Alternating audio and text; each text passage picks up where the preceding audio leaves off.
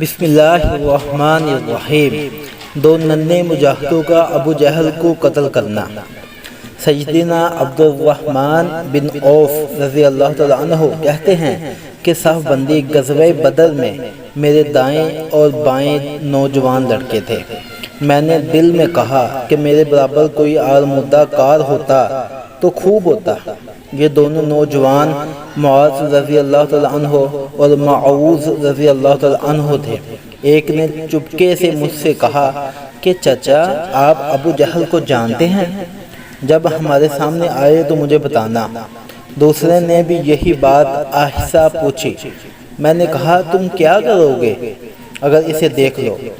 انہوں نے کہا ہم نے سنا ہے کہ وہ رسول خدا صلی اللہ علیہ وآلہ وسلم کو گالیاں دیتا ہے۔ ہم نے عہد کر لیا ہے کہ اسے ضرور قتل کریں گے یا اپنی جان دے دیں گے۔ اتنے میں ابو جہل چکر لگاتا ہوا لشکر کے سامنے آیا۔ میں نے دونوں لڑکوں سے کہا دیکھو ابو جہل وہ ہے۔ یہ سنتے ہی وہ دونوں ایسے جھپٹے جیسے شہباز کوے پر گرا کرتا ہے۔ دونوں نے اپنی اپنی تلواریں اس کے پیٹ میں بونب دیں۔ وہ گر پڑا، جان توڑ رہا تھا کہ ابن مسعود رضی اللہ تعالیٰ عنہ بھی پہنچ گئے۔ انہوں نے اس کی چھاتی پر پاؤں رکھ کر سر کاٹا اور داڑھی سے پکڑ کر سر اٹھا لیا۔